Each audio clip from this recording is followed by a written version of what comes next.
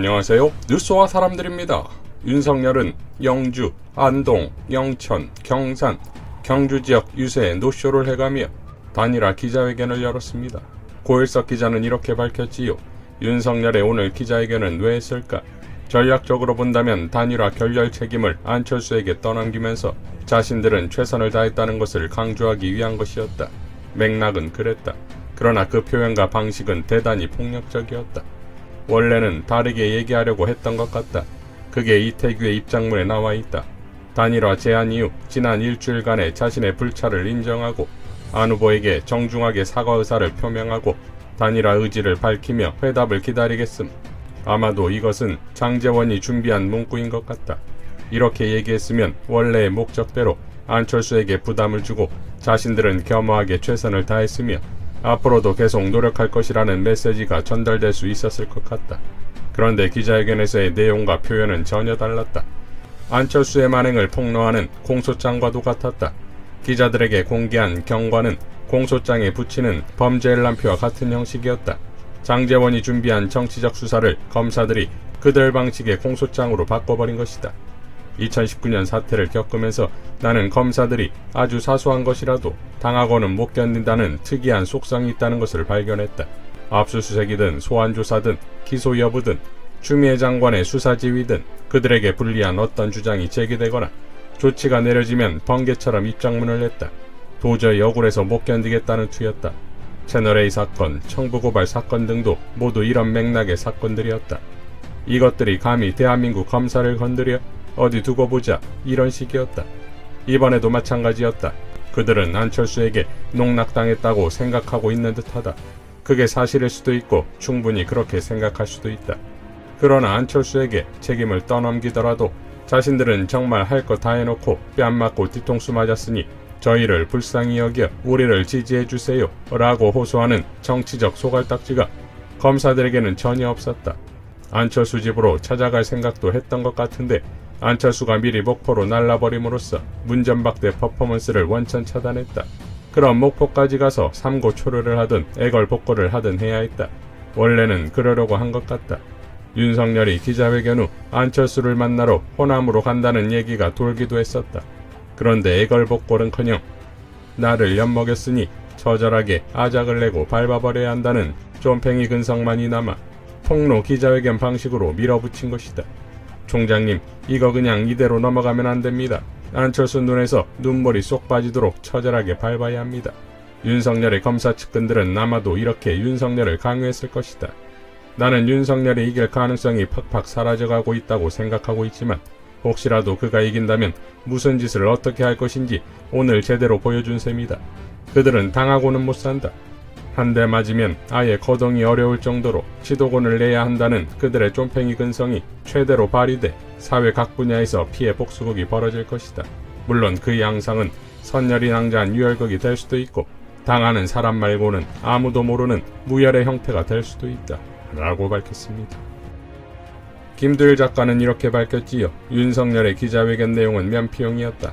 사실 정말 단일화를 간절히 원했다면 모든 조건 다 받을 테니 합시다 라고 기자회견을 해야 했는데 안철수가 약속을 깼어요. 단일화가 깨진 것은 안철수 때문이에요 라고 고자질을 한다면 이후에라도 단일화가 되겠는가?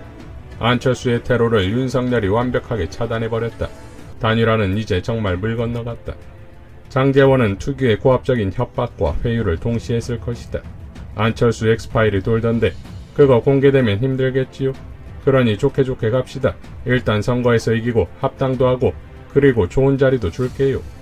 후보자에게 보고하겠다는 이태규의 말을 윤석열은 협상이 이제 끝났다고 생각했을 공산이 크다.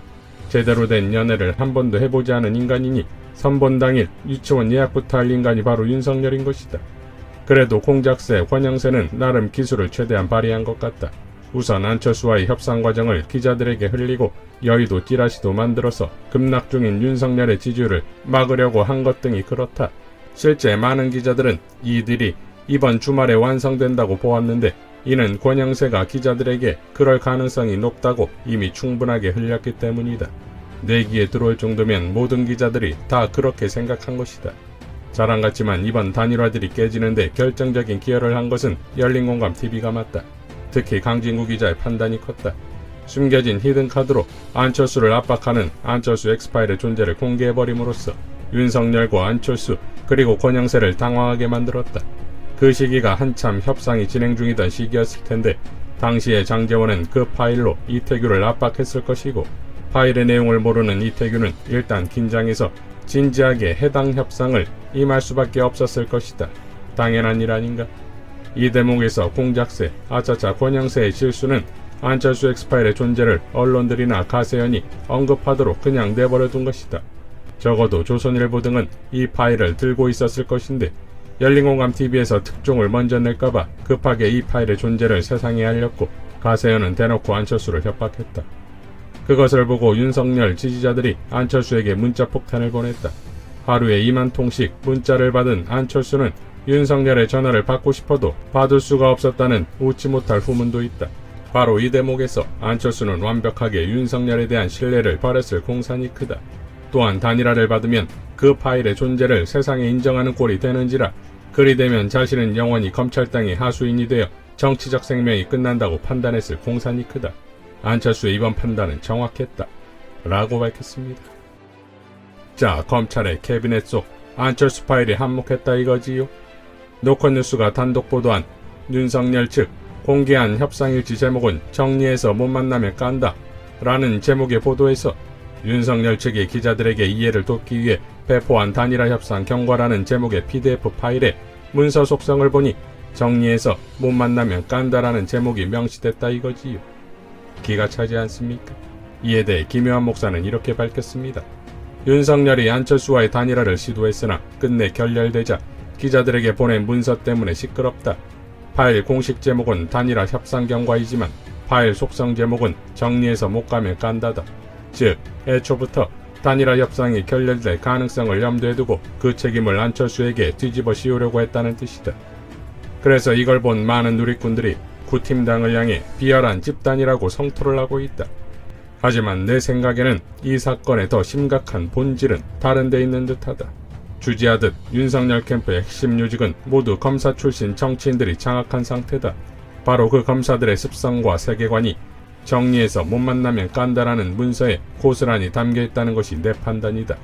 상대의 약점을 수집해서 가공한 다음 그걸 이용해 결정적인 순간에 협박하고 망신을 줘서 자신의 정치적 이득을 극대화하는 것이 몸에 밴 검사들의 행태 말이다.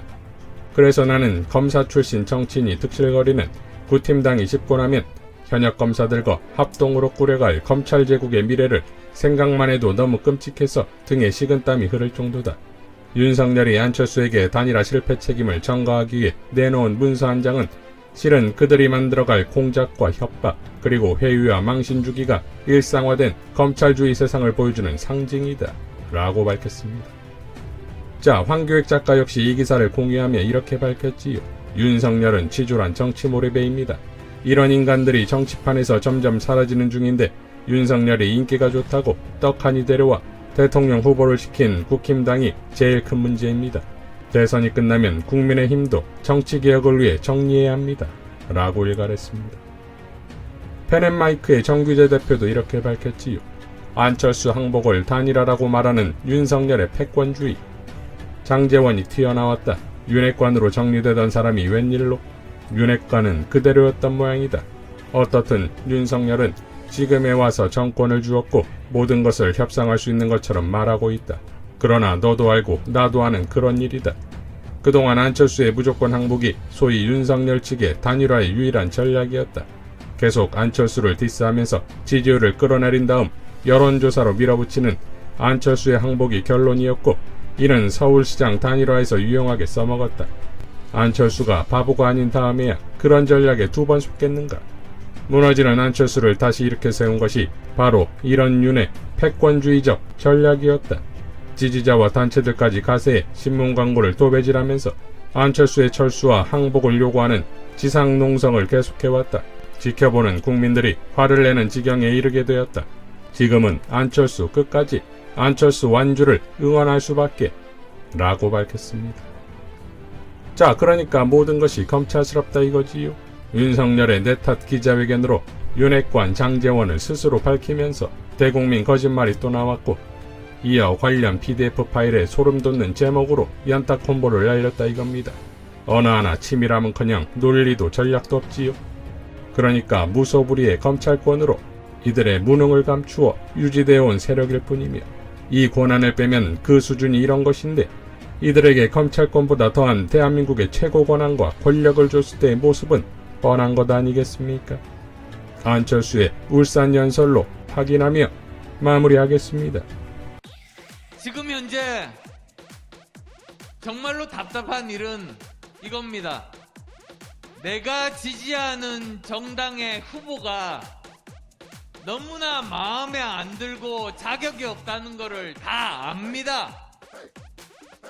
그런데 상대방은 떨어뜨려야 된다.